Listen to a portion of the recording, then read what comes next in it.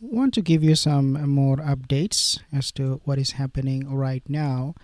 Yemen's Houthi group said late Monday, now I'm quoting this from a website who are reporting on these developments, and they're pretty accurate. So decided to share their report coming from Sana'a, Yemen, and also from Jerusalem sources. It said that on Monday, it launched a drone attack on a military target in Tel Aviv. Houthis, they have launched a drone attack in Israel and struck 2 U.S. destroyers in the Red Sea with missiles and drones. 2 attacks, one of them came to the Zionist state of Israel, and the other one was targeting U.S. destroyers. Now, the interesting thing here is it says destroyers. Basically means Carl Vinson. If you do not know what is that is a warship. That is a warship that was sent to the Red Sea to support USS Harry Truman. When they say that they destroyed or targeted 2 destroyers, what we understand is that both Carl Vinson, the nuclear-powered warship, and also the USS Harry S. Truman, both of them came under attack at the same time. And this is something that did not happen until now. Why? Well, it is because maybe they were not within the range of the Houthis in the past, or maybe it could be something else. But this never happened until now. Houthi military spokesperson Yahya Sari declared in a televised statement that the group's air force, quote, conducted an operation targeting a military site of the Israeli enemy in the occupied Jaffa area using a Jaffa-type drone. Okay, so that is something that can be confirmed from Yahya Sari. He provided no further details on the target. Sari added that a separate operation targeted, quote-unquote, 2 American destroyers in the Red Sea with several winged missiles and drones. The U.S. has not yet commented on the Houthi reports. However, the Israeli military said that its air force intercepted a drone approaching from the east earlier in the day before it crossed into the Israeli territory.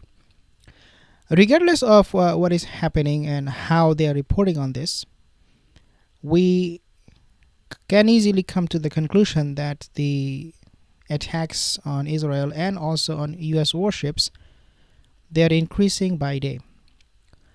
Even though that should not be happening according to what CENTCOM and US government is telling us, that we have annihilated them, we're destroying them, we're decimating them. Nevertheless, these attacks are increasing every day. I want you to take a look at this particular press conference or commentary from Pete Hegseth when he was asked about the Houthis. See what he has to say. Take a listen. It's been a bad 3 weeks for the Houthis, and it's about to get worse. It's been a devastating campaign, whether it's underground facilities, weapons manufacturing, bunkers, troops in the open, air defense assets. We are not going to relent, and it's only to get more unrelenting until the Houthis declare they will stop shooting at our ships. And we've been very clear at the Iranians as well. They should not continue to provide support to the Houthis, and that message has been made very clear. So we have a lot more options and a lot more pressure to apply, and we know, because we see the reports, how devastating this campaign has been in them, and we will not relent. Should be open to a pause in tariffs to allow for negotiations? Well, we're not looking at that. We have many countries that are coming to negotiate deals with us, and they're going to be fair deals, and in certain cases they're going to be paying substantial tariffs. There'll be fair deals. So here he is talking about the tariffs, his beloved tariffs. Okay. Now the news continues on from that same source. It says that, quote, no alarms were activated in accordance with protocol. The military noted in a statement, Israel's army radio confirmed that the drone originated from Yemen. Last month, U.S. President Donald Trump said that he had ordered decisive and powerful military action against the Houthis and later threatened to completely annihilate them, quote unquote.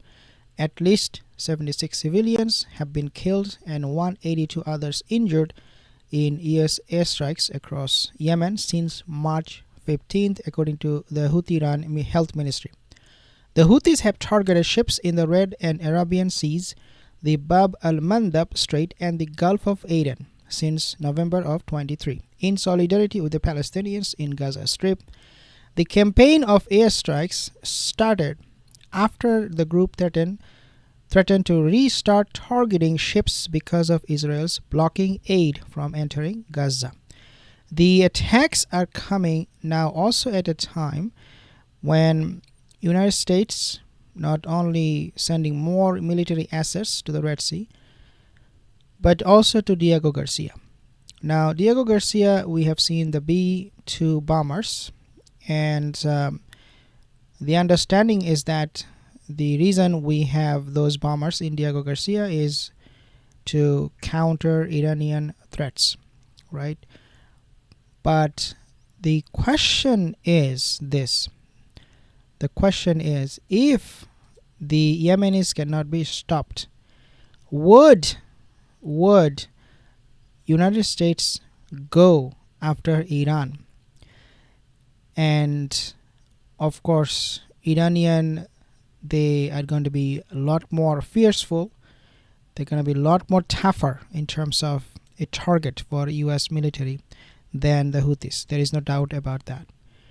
These certain developments, they are very indicative that United States perhaps will eventually relent, especially with its rhetoric to when they talk about attacking Iran. Hopefully they will relent. Hopefully they will take a look at their situation in the Red Sea and say that we cannot stop the Houthis. They are actually attacking us every single day. The leadership echelon is pretty much well and active. Let's not start a war with Iran, because if we do, then it will be foolish. But Houthis are wreaking havoc right now in the Red Sea for the whole world to see. And as Pete Hegseth said, they're not going to relent. We just do not know where this will stop, if at all. And we do not definitely know how they're going to come up with a solution to stop the Houthis, which right now looks very unlikely to happen in the short period of time. Subscribe for more updates. See you in the next one.